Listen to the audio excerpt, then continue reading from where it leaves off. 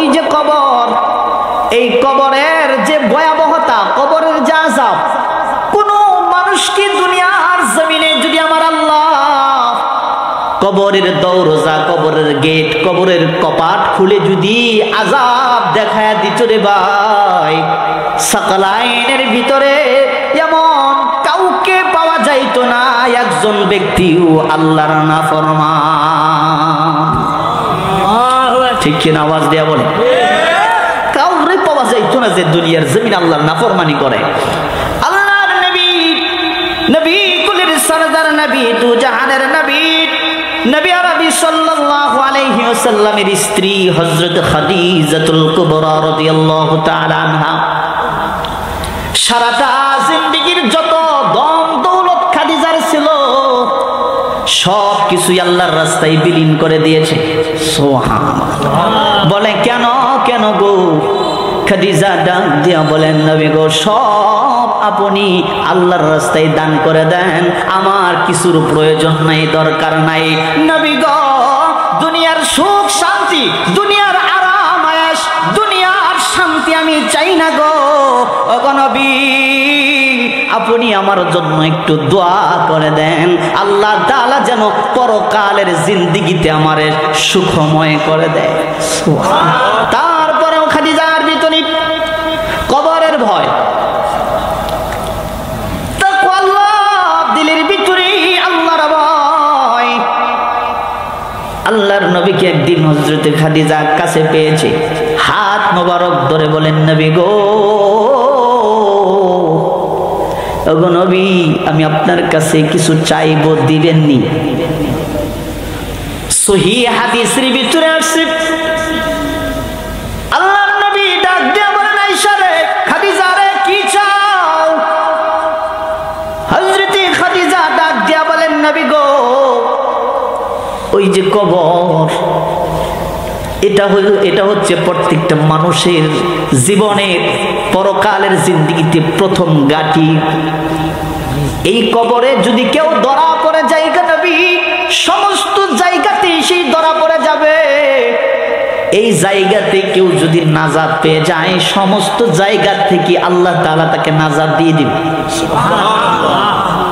নবী, আমার ভয় হয় ওই যে মরণের পরে আমাকে কবরে রাখা হবে গো নবী, ওই কবরের জন্য আমার কলিজার ভিতরে ভয়। আল্লাহর নবী ডাক দেয়া বলেন, খাদিজা রে, টেনশন করার কোনো কারণ নাই, চিন্তা করার কোনো কারণ নাই। কবরের জিন্দেগিতে যখন আপনাকে রাখা হবে, তখন কবরের ভিতরে আমার দুইজন মহিষী স্ত্রী ইস্তেকবাল করার জন্য কবরে চলে আসবে। সুবহানাল্লাহ। আপনার কবরে চলে আসবে। হযরত খাদিজার চোখে পানি, নবী গো, আমি ছাড়া তো আপনার কোনো স্ত্রী নাই, তাহলে কে আসবে গো কবরে? আল্লাহর নবী ডাক দিয়ে বলেন, খাদিজা রে, দুনিয়ার জিন্দেগিতে মহিষী দুইজন নারী, একজন হলো ফেরাউনের স্ত্রী হযরত আসিয়া, সুবহানাল্লাহ, আরেকজনের নাম হলো হযরত ঈসা নবীনা আলাইহিস সালাতু ওয়াস সালামের আম্মা হযরত মারিয়াম আলাইহিস সালাতু ওয়াস সালাম। কবরের জিন্দেগিতে আপনার ইস্তেকবাল করার জন্য ওরা চলে আসবে। সুবহানাল্লাহ। এটা আমার মহিষী স্ত্রী জান্নাতে আল্লাহ তাআলা তাদেরকে আমার সাথে বিবাহ পড়াইবে। সুবহানাল্লাহ। মহিষী নারী কেমন নারী গো? হযরত আসিয়া এমন কষ্ট দিয়েছে কুখ্যাত সন্ত্রাসী ফেরাউন বাটপার, এত কষ্ট দিয়েছে দুনিয়ার জিন্দেগিতে শেষ লাস্ট টাইমে, হাতে পায়ে পেরাক মাইরা, তক্তার উপরে শুয়াইয়া উলঙ্গ কইরা গরম তেলে নিক্ষেপ করে দুনিয়ার জমিন থেকে বিদায় করে দিয়েছে। যেদিন দুনিয়ার জমিন থেকে হযরত আসিয়া বিদায় হয়ে যাবে, গরম তলের ভিতরে যখন নিক্ষেপ করবে, আমার আল্লাহকে ডাক দিয়ে বলেন, আল্লাহ, ফেরাউনের অত্যাচার থেকে তুমি আমারে বাঁচাও। ওগো আল্লাহ, ফেরাউনের অত্যাচার থেকে তুমি আমারে বাঁচাও। রব্বি বিলিনি ইনদাকা বাইতান ফিল জান্নাহ। আল্লাহ, তোমার কাছে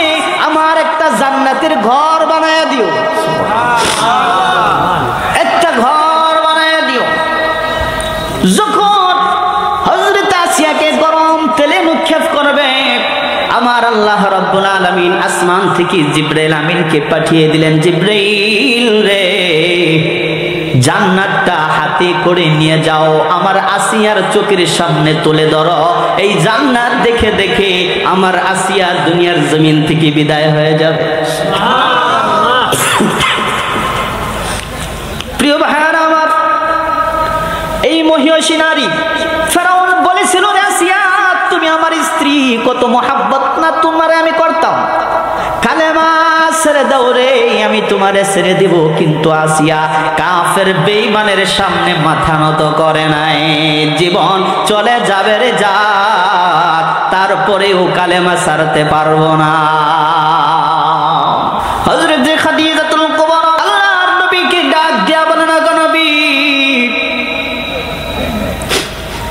দুনিয়ার সাধারণ বাজারের কাপড়ের কাপড় প্রয়োজন নাই গো নবী, আপনার একটা জুব্বা মুবারক দিয়ে আপনি আমার কাপড়ের কাপড় বানায়া দিয়েন। আল্লাহর নবী জিজ্ঞাসা করলেন, খাদিজা রে, আমার জুব্বা মুবারক যদি তোমার কাপড়ের কাপড় হয় রে, তোমার কি লাভ হবে, কি ফায়দা হবে? হযরত খাদিজা ডাক দিয়া বলেন, নবী গো, জাহান্নামের আগুনের এত বড় ক্ষমতা নাই গো নবী, আপনার জুব্বা জামা মুবারক বেদ করে ওই জাহান্নামের আগুন আমার গায়ে লাগবে। প্রিয় ভাইরা আমার, হযরত খাদিজা ডাক দিয়া বলেন, নবী গো, মুনকার নাকিরের ফেরেশতারা যখন আসবে কবরে, এসে তারা যখন দেখবে আপনার জুব্বা মুবারক আমার গায়ে, তারা যেন বুঝতে পারে গো নবী আমি আপনার দলের লোক। ও যুবক, আজকে তুমি নেইমারের জার্সি পরে বুঝাইতে চাও আমি ব্রাজিলের লোক, ঠিক না? আবার তুমি মেসির জার্সি পরে বুঝাইতে চাও আমি আর্জেন্টিনার লোক। কিন্তু হযরত খাদিজা যায় না, বিগো দিয়ে দিয়েন একটা জুব্বা দিয়ে দিয়েন, ফেরেশতারা যেন বুঝতে পারে গো নবী আমি আপনার দলের লোক।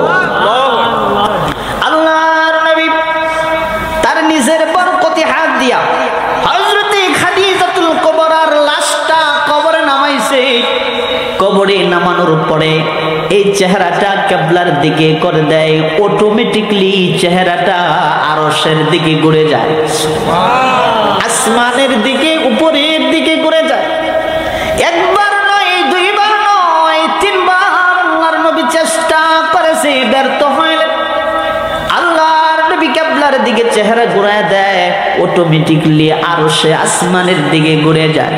আমার নবীর চোখে পানি, ওগো আল্লাহ, এই কবর কি আমার খাদিজা এতই ভয় করতো, এতই ভয় করতো, জীবনের সমস্ত কিছু আল্লাহ তোমার রাস্তায় আমার খাদিজা বিলীন করে দিয়েছে। ওগো আল্লাহ, তুমি কি আমার খাদিজার প্রতি নারাজ নাকি? আমার আল্লাহ তাআলা জিবরিল আমিনকে পাঠিয়ে দিন, ও জিবরাইল যাও রে, আমার বন্ধুকে সুসংবাদ শুনে দাও রে। ও জিবরাইল, আমার বন্ধুকে জানিয়ে দাও আমি এই তার খাদিজার প্রতি, আমার খাদিজার প্রতি আমি আল্লাহ রাগান্বিত না রে, এতই খুশি হয়েছি, এতই খুশি হয়েছি, আমার বন্ধু খাদিজার চেহারা কিবলার দিকে রাখতে চায়, আমি আল্লাহ খাদিজার চেহারা কিবলার দিকে রাখতে চাই না রে, আমি খাদিজার চেহারাটা আমি আল্লাহ তাআলা আরশের দিকে রাখতে চাই। আল্লাহর নবী তার বরকতি হাত দিয়া খাদিজার চেহারা ঘুরায়া দেয় কিবলার দিকে, আর আমার আল্লাহ তাআলা তার কুদরতি হাত দিয়া খাদিজার চেহারা আকাশের দিকে ঘুরায়া দেয়। এত মর্যাদা কেন? কেন বলে তাকওয়া আল্লাহ, আল্লাহ তাআলার ভয়। কবরকে এত পরিমাণে ভয় করছেন রে ভাই, কারণ কোন মানুষের দিলের ভিতরে যদি কবরের ভয় চলে আসে, মরণের ভয় চলে আসে, বলেন তো দেখি ওই মানুষটা নাজায়েজ কাজের সাথে থাকতে পারবে নাকি? মরণের ভয় যদি কোনো মানুষের দিলে চলে আসে, কবরের ভয় যদি কোনো মানুষের দিলে চলে আসে, এই জবানের দ্বারাতে কোনোদিন মিথ্যার সাথে থাকতে পারবে নাকি? মরণের ভয়, কবরের ভয়। আজকেও যুবক তুমি মনে করেছো আমার দাদা আগে যাবে সিরিয়াল ভাবে, তারপরে আমার বাবা যাবে, তারপরে মনে হয় আমার সিরিয়াল আসবে। কিন্তু না রে যুবক, না। বাবার কাঁধে সন্তানের লাশ মনে হয় নাই। কথা কয় না, কথা কয় না। দাদার কাঁধে নাতির লাশ জুড়ে বলে না, আছে না নাই? ভুলে যাওয়া যাবে না। দাদার আগের নাতিকে আল্লাহ তাআলা নিতে পারে, মালাকুল মউত আজরাইল আসতে পারে, ঠিক কিনা বলেন? ও যুবক, তুমি ধ্বংসের পথে দৌড়াইতেছো, জাহান্নামের পথে।